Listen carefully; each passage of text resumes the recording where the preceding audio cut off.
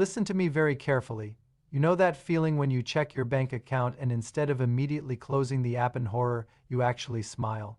When you stop calculating whether you can afford that coffee or if buying groceries means eating ramen for the rest of the week? There's a specific number where this shift happens, and it's not what most people think. Most financial gurus will tell you that you need $1 million to feel wealthy or that 6 figures is the magic number. Here's what they're missing. Now, before I explain why $20,000 is the real game changer, let me ask you something. When you think about building wealth, what comes to mind? Maybe you picture some trust fund kid who never had to worry about money. Or perhaps you imagine someone grinding away for years, slowly accumulating wealth, $1 at a time. The truth is, wealth building doesn't work the way most people think it does. Here's what actually happens. There are certain financial thresholds that act like invisible barriers. Once you cross them, the rules of the game completely change. $20,000 is the first major threshold that separates those who will build significant wealth from those who will spend their entire lives living paycheck to paycheck, and the crazy part is most people have no idea this threshold even exists. Think about it this way. If you've ever tried to push a heavy boulder up a hill, you know that getting it started is the hardest part. You're straining, sweating, making very little progress, and questioning whether it's even possible. But once you build enough momentum, something magical happens. The boulder starts moving faster. And eventually, when you reach the top, it rolls down the other side almost effortlessly. $20,000 is that turning point where your financial boulder finally crests the hill. Everything before this point feels like you're pushing uphill against gravity. Everything after this point feels like gravity is working in your favor. But here's where it gets really interesting, and this is something that will probably surprise you. The difference isn't just mathematical. It's not simply that you have more money to invest or that your returns are larger in absolute terms. The real magic happens in your brain. When you don't have money saved, your brain operates in what psychologists call survival mode. Every financial decision is filtered through fear and scarcity. You take the first job offer that comes along, even if it's terrible, because you can't afford to be picky. You stay in situations you hate because leaving feels too risky. You say yes to things you don't want to do because you need the money. This isn't just about being practical or responsible. When you're in survival mode, your brain literally can't think about growth and opportunity. It's like trying to plan a vacation while your house is on fire. Your mental bandwidth is completely consumed by immediate threats and short-term survival. But something remarkable happens. When you cross that $20,000 threshold, suddenly your brain has the space to think differently. Instead of asking, "How do I survive until next paycheck?" you start asking, "How can I grow this money?" Instead of being reactive to whatever financial crisis pops up, you become proactive about building wealth. Research from Vanguard shows that having just $2,000 in emergency savings increases your financial well-being by $212,000. That's less than most people spend on a vacation or a fancy laptop, but that small buffer creates a massive psychological shift because it moves you out of pure survival mode. When you push that emergency fund to 3 to 6 months of living expenses, which for most people lands somewhere around $20,000, you get another 13% boost in financial well-being. But more importantly, you have now created enough breathing room for your brain to start thinking about wealth building instead of just wealth preservation.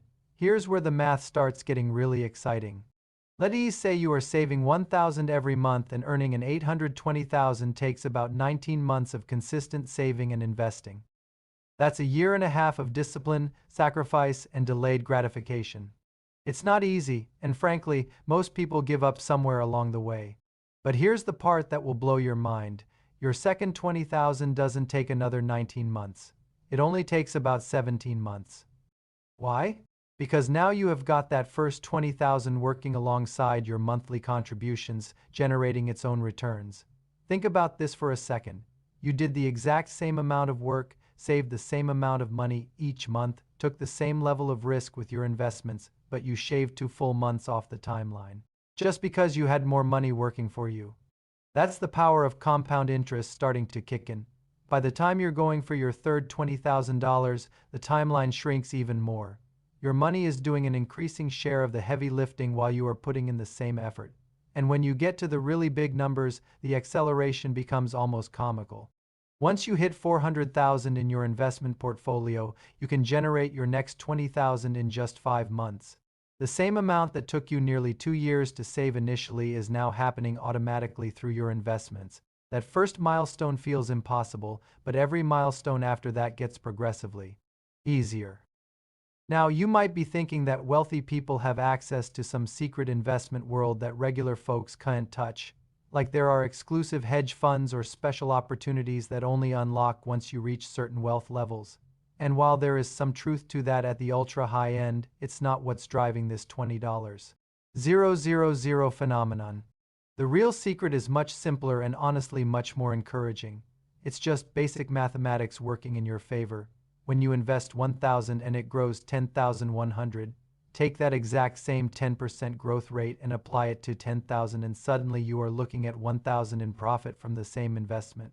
Same time frame, same level of risk. This is why hitting 20,000 feels like such a turning point. Up until that point, your investment returns feel almost insignificant because you're reworking with smaller amounts. When you've got 20,000 sitting in investments, earning 81,600 flowing into your account over the course of a year without you having to lift a finger. Money you didn't have to earn through your job, money that showed up because your existing money was working on your behalf. The investment strategy isn't any more sophisticated than what someone with $1,000 can use. You can buy the exact same index funds, use the same brokerages, follow the same basic principles. The only difference is scale, and that scale transforms small percentage wins into real financial progress. But here's the part that most people completely miss, and it might be the most important point in this entire video. When you save $20,000, you've actually accomplished something far more valuable than just accumulating money in a bank account. You've fundamentally rewired your brain and built the most important financial habit you'll ever develop. And this might sound like some self-help nonsense, but stick with me because this is where things get really practical. Think about what it actually takes to save $20,000 if you're starting from zero. Unless you're making ridiculous money or living in your parents' basement rent-free, this requires serious discipline. You had to track where every dollar was going. You had to say no to things you wanted so you could set money aside instead. You had to resist the urge to blow your savings on whatever shiny object caught your attention that week. Most importantly, you had to do all of this consistently for months or even years. And here's the kicker: you proved to yourself that you can control your money instead of letting it control you. You became the type of person who can delay gratification when it really matters. That's not just a financial skill, that's a life skill. This identity shift is huge because it affects every financial decision you make going forward. Before you had 20,000 saved, buying a 4 coffee might have required mental gymnastics about whether you could afford it. After you hit $20,000, you're not sweating the small stuff anymore because you know you have your priorities straight.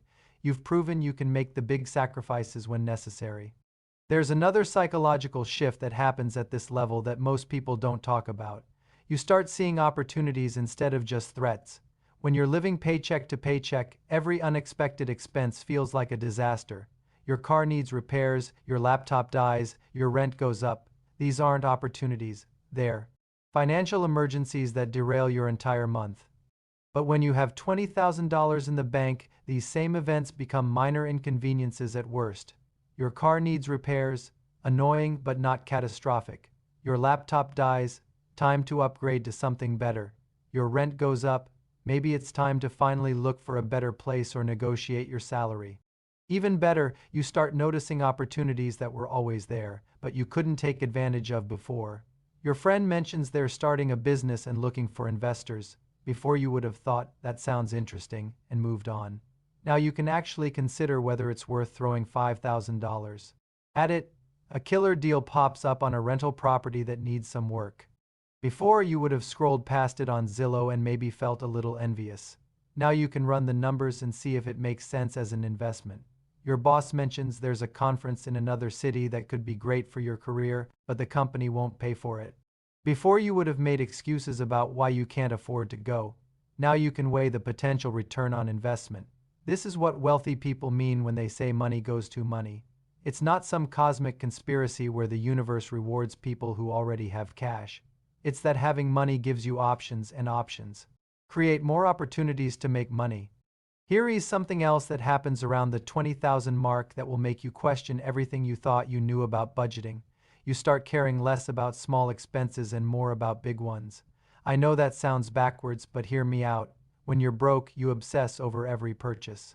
Should I buy the name brand cereal or the generic version? Is it worth spending $3 on coffee when I could make it at home? Should I get the premium gas or the regular? These decisions consume mental energy because every dollar feels precious. But when you have a solid financial foundation, you realize these micro decisions are largely irrelevant. What matters are the big decisions. Where you live, what you drive, how much you save, where you invest. These choices can swing your net worth by tens of thousands of dollars over time. So instead of agonizing over whether to buy the organic bananas, you focus your energy on optimizing your housing costs, maximizing your income, and making sure your investment strategy is solid. This shift in focus is incredibly liberating because it frees up mental bandwidth for the decisions that actually matter. You stop sweating the small stuff and start thinking strategically about wealth building. Now let's talk about what happens to your career once you hit this milestone, because this is where things get really interesting. Having $20,000 saved doesn't just change your relationship with money, it changes your relationship with work. When you're living paycheck to paycheck, you're essentially trapped in whatever job you currently have. Your boss could be terrible. Your coworkers could be toxic. The work could be mind-numbing, but you can't leave because you need that next paycheck to survive. This puts you in an incredibly weak negotiating position. You can't ask for a raise because you're afraid they might fire you. You can't push back on unreasonable demands because you need the job more than they need you. You can't explore other opportunities because taking time off for interviews feels too risky. You're stuck and everyone knows it. But $20,000 changes the entire dynamic. Suddenly, you have what I call walking away money. You could quit tomorrow and survive for months while you find something better. This doesn't mean you should be reckless or burn bridges unnecessarily, but it means you're negotiating from a position of strength instead of desperation. This psychological shift affects everything about how you approach your career. You start asking for the raise you deserve because the worst they can say is no and you'll be fine. Either way, you push back on unreasonable requests because you're not afraid of the consequences. You explore new opportunities because you can afford to take some risks. Here's what's really crazy. Often you don't even need to use your walking away money. Just having it changes your entire demeanor at work. You become more confident, more assertive, more willing to take on challenging projects, and guess what happens when you show up differently? People notice. Suddenly, you're getting better assignments, more recognition, and yes, more money. It's like having a secret superpower that you hope you never have to use. But knowing it's there changes everything about how you operate. And the best part is the more confident and successful you become at work, the faster you build wealth, which gives you even more options and confidence. It's a positive feedback loop that accelerates over time. But here's where most people mess this up, and I see it constantly. They hit $20,000, feel that psychological shift, and then immediately blow it on something stupid. Maybe they decide they deserve a new car since they've been so disciplined, or they take an expensive vacation because they've earned it, or they use it as a down payment on a house they can't really afford. Don't do this. That $20,000 is not a reward for good behavior. It's the foundation of your entire financial future. It's the seed that grows into generational wealth if you're patient enough to let it compound instead. And that will probably make you laugh or cry depending on your current situation. The average person spends more money on their car over their lifetime than it would take to achieve complete financial independence. Think about that for a second. Between car payments, insurance, maintenance, and gas, most people are dropping $600 to $800 every single month on transportation. Over a 40-year period, that's easily $400,000 or more just to get from point A to point B. Meanwhile, they're complaining that they can't afford to save for retirement. It's like watching someone spend a fortune on a gym membership they never use while complaining they can't afford to eat healthy food. Here's the thing that makes this even more ridiculous. The moment you drive a new car off the lot, it loses about 20% of its value. So you're not just spending money, you're actively destroying wealth. Compare that to investing the same amount in a diversified portfolio. Instead of watching your money evaporate, you're watching it multiply. But I get it. Cars are emotional purchases. You want something reliable, something that looks good, something that makes you feel successful, and there's nothing wrong with that as long as you understand what you're trading off. That car payment might make you feel wealthy, but it's actually keeping you poor. This is where having 20,000 saved completely changes your perspective on major purchases. Instead of thinking, can I afford the monthly payment? And here's the beautiful irony. The person driving the flashy new car is probably stressed about money, while the person driving the older Honda is quietly building wealth and sleeping better at night. This mindset shift extends to every major financial decision you make. Housing, education, vacations, hobbies, everything gets filtered through the lens of opportunity cost. Not in an obsessive way that sucks all the joy out of life, but in a strategic way that ensures you're making intentional choices about where your money goes. And let me tell you something that might surprise you. Once you start thinking this way, you often realize you don't actually want half the stuff you thought you wanted, that bigger apartment. The extra space would be nice, but is it worth delaying your financial independence by 5 years? That expensive hobby? It's fun, but there are probably cheaper ways to get the same satisfaction. This isn't about becoming a penny-pinching miser who never enjoys anything. It is about becoming intentional with your money instead of letting it slip away on things that don't actually matter to you. When you have clear financial goals and understand the power of compound interest, it becomes much easier to distinguish between what you want and what you really want. $20,000 isn't going to make you rich overnight, but it will fundamentally change how you think about money and opportunity. It's the difference between surviving and thriving, between reacting to life and designing it. Start building that foundation today because your future self is counting on the decisions you make right now. Trust me, they'll thank you for it. Now, if this video opened your eyes to why that first 20,000 matters so much, I need you to smash that like button. And if you haven't subscribed yet, what are you waiting for? Subscribe right now and hit that bell so you never miss a video. Better yet, become a member of this channel. We're building a community of people who understand that financial freedom is a choice, not a dream. I'll see you in the next video.